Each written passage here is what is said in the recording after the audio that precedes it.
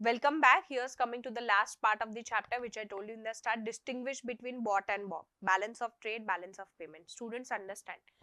BOP is a wider concept. उसके अंदर ही bought आता है.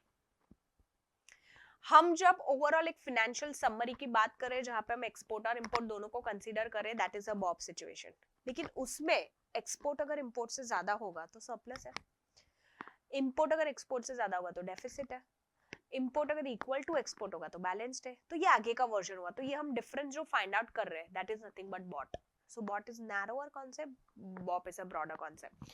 सो ऑफ कोर्स दोनों के डेफिनेशंस बहुत ही जरूरी है, बिकॉज डिस्टिंग्विश में आपको दोनों के डेफिनेशंस भी याद रखने हैं. So you can remember any of the one definition. It is a summary statement of all the transactions between the residents of one country and the rest of the world.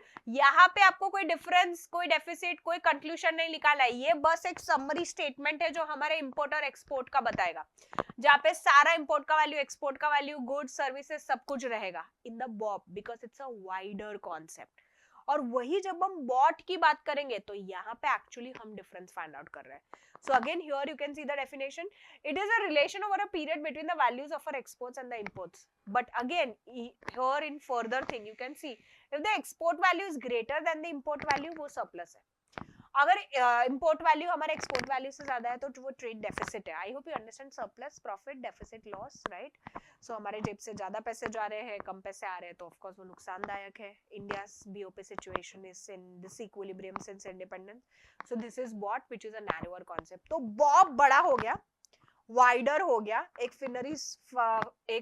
Financial summary statement हो गया. और वही जो bot है वो उसका छोटा सा टुकड़ा हो गया. It's a part of Bob. Why? Because it finds out the difference between the exports and the import value. So you can write the definition, you can write wider and the limited scope concept, the narrower concept, then you can explain that in your own words. And then BOP में क्या होता है ना, we consider goods as well as the services.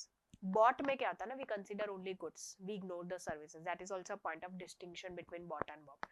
And that's how you complete chapter 10. As I said, it's a very very easy chapter. weightage ही है 4 mark का.